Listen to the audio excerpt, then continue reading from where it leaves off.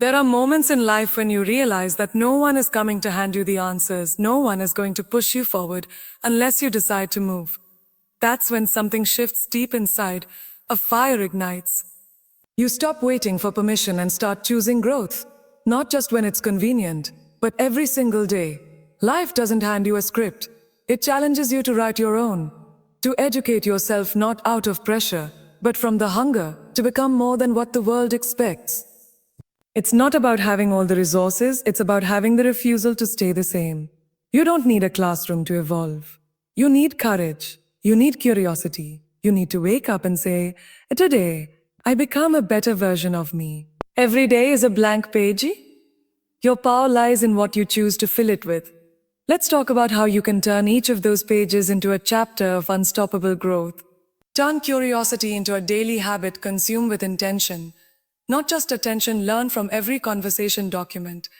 What you discover, teach what you learn.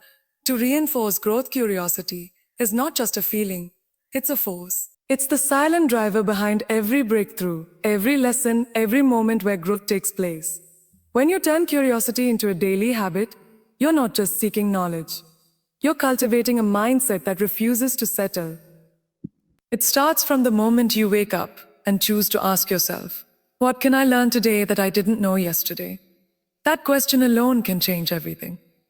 It changes the way you observe people, how you respond to challenges, and how you see your place in the world.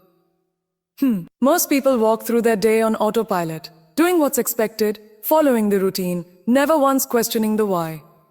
But when you live curiously, every experience becomes a teacher, and every obstacle becomes a doorway. You no longer wait for someone to hand you wisdom. You go out and find it. You read between the lines, you notice the details others miss. You ask bold questions even if they make others uncomfortable. That's because you're not chasing perfection, you're chasing depth. And depth only comes when you're willing to go beyond surface level understanding. Imagine entering a room and being the one who listens with intention, observes without judgment, and explores without fear. That's the power of curiosity. It makes you magnetic. People feel seen around you because your interest isn't performative. It's genuine.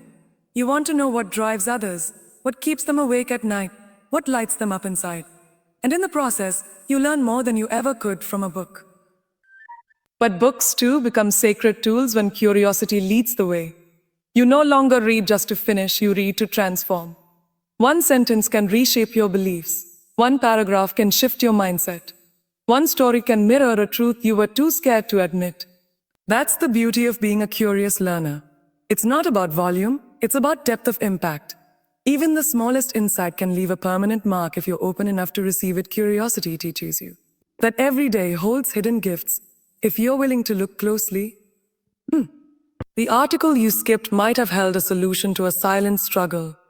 The stranger you ignored might have carried a message you needed to hear. The task you resisted might have been a training ground for something greater. But when curiosity is a habit, resistance turns into wonder. You begin to greet challenges with a sense of exploration instead of frustration. You start asking, what can this teach me? Instead of why is this happening to me? And that simple shift in mindset rewires your entire approach to life. Suddenly, mistakes don't feel like failures. They feel like feedback. Discomfort doesn't scare you. It sharpens you. Curiosity doesn't promise ease, but it promises expansion. You might read one quote that reshapes your perspective, or hear one sentence in an interview that shifts your entire approach to life. These moments of clarity aren't accidental. They're the reward of intentional consumption. They're what happens when you approach learning not as a chore, but as a choice you make with love, purpose, and attention. Intentional consumption also means seeking variety. It means feeding your mind with different voices, cultures, ideas, and perspectives. Beep. You don't grow by only listening to people who think like you. You grow by challenging your mental comfort zone. That doesn't mean agreeing with everything you hear. It means having the emotional maturity to listen, to analyze, and to extract value even from unfamiliar viewpoints. That kind of intellectual humility opens doors to deeper understanding. You become less reactive and more reflective. You start forming your own ideas instead of repeating what's popular. And most importantly, you develop a mind that can think critically, compassionately, and independently in a world full of noise. Consuming with intention also teaches you to be mindful of your emotional state. You start noticing how certain types of content make you feel, whether they empower you, drain you, inspire you, or numb you. And with that awareness comes choice. You no longer let content control your mood, you take control of your intake. You learn when to pause, when to detox, when to put down the phone and return to silence. Because silence too is a teacher. Sometimes the most powerful education comes not from more input, from intentional space. Space to think, to feel, to process. To connect the dots between what you've consumed and what you're becoming. This kind of consumption isn't loud. It doesn't chase trends. It doesn't beg for attention. It's subtle, but powerful. It's the quiet decision to choose quality over quantity, to prioritize wisdom over distraction, to trade entertainment for evolution when the moment calls for it. And over time, it builds a mindset that is focused, clear, and driven by values, not algorithms. You start aligning your content choices with your goals. If you want to build discipline, you consume voices that reflect discipline. If you want to build wealth, you consume financial wisdom. If you want to heal, you consume content rooted in truth, empathy, and growth. You use media not as an escape, but as a mirror, a compass, a tool for becoming who you were always meant to be. Even your entertainment becomes more conscious. You can still enjoy stories, movies, music, but now you watch with awareness. You notice the message. You catch the symbolism. You absorb the lessons hidden between the scenes. Because your mind is trained to look deeper, to find meaning, to stay awake. That's what intentional consumption does. It keeps you awake in a world that wants you distracted. It sharpens your inner compass and teaches you to trust your taste. You're no longer a passive sponge soaking up whatever appears. You're a deliberate curator of your own evolution. And through that lens, every piece of content becomes a potential key, unlocking doors you didn't even know existed inside of you. Every interaction holds potential beyond the words being exchanged. In every conversation, whether it's with a stranger at a bus stop or a close friend over coffee, there is something waiting to be learned. The world is constantly speaking, not just through books and lectures, but through people, each carrying experiences, ideas, and perspectives you've never lived. When you train your heart and mind to listen with presence and intention, every dialogue becomes a classroom. The wisdom you seek is often hidden in the most unexpected exchanges. A taxi driver sharing his life story. A child asking a question that hits deeper than any adult ever dared to ask. A colleague explaining their method of handling failure. These are lessons you can't Google. You learn them by being present, by showing up fully, by staying curious in the midst of the ordinary, by recognizing that every human you meet is a library, and every conversation is a chance to borrow a book you never would have chosen for yourself. Some of those books will change your life, not because they were planned, but because you were open enough to read them when they appeared. There's something profoundly powerful about writing down what you discover. Not just the facts or figures, but the emotions, the questions, the realizations that come with it. When you take the time to document what you learn, you create a personal archive of growth that becomes more than just notes. It becomes a mirror of your evolution. Each sentence you write is a moment captured, a thought preserved, a spark of insight that might otherwise fade away. The act of writing makes your learning tangible. It turns the abstract into something you can revisit, reflect on, and build upon. It's not about having perfect grammar or polished ideas. It's about giving form to what's shaping you inside. Writing creates space for reflection. It slows you down in a world that constantly urges you to keep moving. It invites you to pause, to process, to absorb what you've taken in. You begin to ask yourself, what did I learn today? What surprised me? What challenged me? What did I feel in that moment of discovery? And in answering those questions, you deepen your understanding. Learning becomes layered, personal, meaningful. It stops being about memorizing and starts becoming about integrating. You start noticing patterns. You start connecting dots. You begin to see how everything, every book, every conversation, every mistake has been trying to teach you something specific. Documenting your discoveries also helps you track your progress. You start seeing how far you've come, not just in knowledge, but in mindset. And you look back at what you wrote months ago and realize you've grown past those fears, developed new perspectives, embraced deeper truths. Your words become proof that you're not standing still, that you're moving, evolving, becoming. And that realization builds confidence, not the kind based on ego, but the kind rooted in awareness. You're not guessing who you are anymore. You're watching yourself become who you've always had the potential to be. There's something sacred about having a journal or notebook that holds your daily insights. It becomes your personal map, showing where you've been and hinting at where you're going. It's not about writing every day for the sake of it.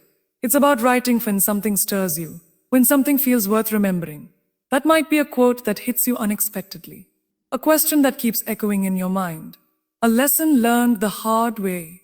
The key, a moment of clarity that cuts through confusion. These aren't just entries, they're treasures. And over time, they create a library of your personal evolution that no one can take away. Writing also helps you challenge your assumptions. When you put your thoughts on paper, you begin to notice what's been running through your mind on autopilot.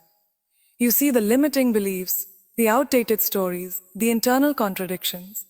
And just by naming them, you start the process of change. You gain the ability to rewrite your inner narrative, to choose a new belief, to shift your focus, to consciously create the mindset that aligns with the life you're building. That's why documenting what you discover is more than just a habit.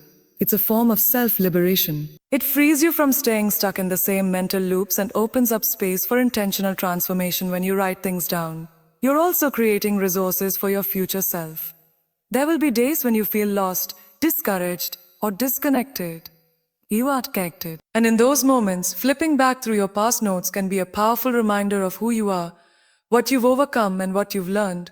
Your own words become your guide. They remind you of your strength, your resilience, your curiosity.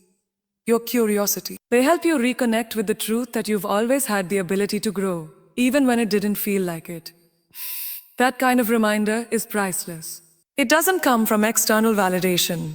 It comes from within, from the evidence you've been building in the quiet moments of reflection. There's no one right way to document your learning. Some people journal long reflections, others jot down bullet points.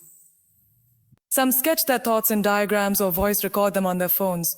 What matters is that you're capturing what matters to you, that you're creating a space where your insights are safe, seen, and respected.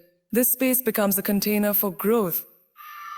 It holds not just what you know, but who you're becoming. And in a world that constantly demands performance, this act of private, intentional reflection becomes an act of radical self-love over time. Documenting your discoveries helps you build discipline. You train your mind to be observant, to be intentional, to look for lessons even in the smallest details. Life stops being something that just happens to you and starts becoming something you're actively learning from. You begin to wake up each day with a new question, a new intention, a new readiness to receive wisdom wherever it shows up. And with every note, every reflection, every piece of captured insight, you are building not just knowledge, but a legacy of personal truth that continues to evolve with you. Teaching what you learn is one of the most powerful ways to solidify your understanding and multiply your impact. When you explain something to someone else, it forces you to truly grasp it, not just on the surface but in depth. You start noticing the gaps in your own knowledge, the areas where your understanding was vague, and that awareness pushes you to go deeper. It's in the process of translating complex ideas into simple language that you discover the clarity of your own mind. You begin to ask yourself, do I understand this well enough to make it relatable, meaningful, and useful to someone else? That question alone sharpens your thinking, challenges your assumptions, and deepens your comprehension in ways passive learning never could. Teaching is also an act of contribution. It's how you turn your growth into service.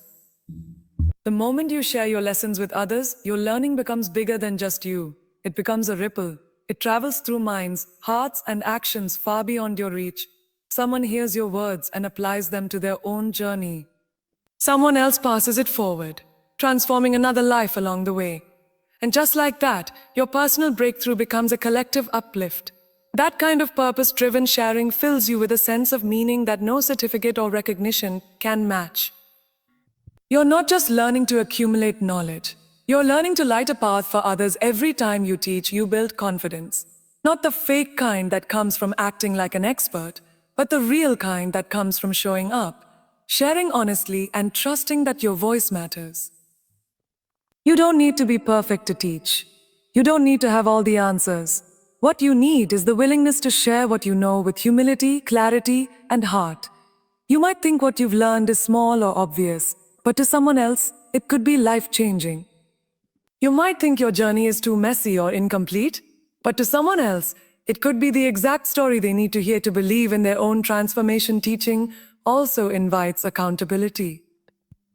When you commit to sharing what you've learned, you begin to take your own development more seriously. You're no longer just consuming information, you're embodying it. You start living your lessons with more intention. You ask yourself, am I practicing what I preach? Am I applying what I've learned, or just repeating it? That reflection keeps you grounded and honest. It motivates you to walk your talk, to align your behavior with your beliefs. And that alignment builds integrity, not only in the eyes of others, but in the core of who you are. There's no single way to teach. Some people write blogs, others share videos, some coach one-on-one, others simply pass wisdom in conversations, quietly and powerfully. What matters is that you create a flow between what you receive and what you give. That flow keeps your mind sharp, your heart open, and your learning active. When you teach, you become a vessel for wisdom to keep moving. You stop hoarding insight and start circulating it. And that circulation keeps your growth alive, fresh, and expansive. Teaching also invites feedback, and feedback accelerates growth. When you put your thoughts out into the world, people respond. They ask questions you didn't think of. They offer perspectives you hadn't considered. They challenge you to explain more clearly, to explore more deeply, to stay open to learning even as you teach. This creates a beautiful loop of growth where teaching leads to more learning, and learning fuels better teaching. It becomes a cycle of expansion, humility, and mastery. Not mastery over others, but mastery over your own evolving understanding. There's also an emotional power in teaching. When you share what helped you heal, it brings your journey full circle. It turns pain into purpose, confusion into clarity, struggle into service. It transforms your scars into stepping stones for someone else. And in that act of giving, you often receive the greatest reward of all: connection. You realize that your story matters, your voice resonates. Your perspective can shift someone's mindset, open someone's heart, or plant a seed that changes the course of their life. That kind of impact is never small. Its sacred teaching also reinforces your identity. The more you teach, the more you remember who you're becoming. You step into your power not with arrogance but with conviction. You stop shrinking your voice or doubting your worth. You begin to own your place in the world of ideas. You become someone who adds value, who uplifts others, who shows what's possible by living and giving authentically. And through that process, you build a legacy, not just of knowledge, but of transformation. Teaching turns learning into a loop of love. It becomes a way to honor what you've been given and to pass it forward with grace. It becomes a reminder that wisdom is not something to possess. It's something to be shared, shaped, and grown together. When you teach, you become part of something larger than yourself. You become a thread in the fabric of collective growth, weaving your story into a tapestry that holds the strength, wisdom, and truth of every voice that dared to share what they learned.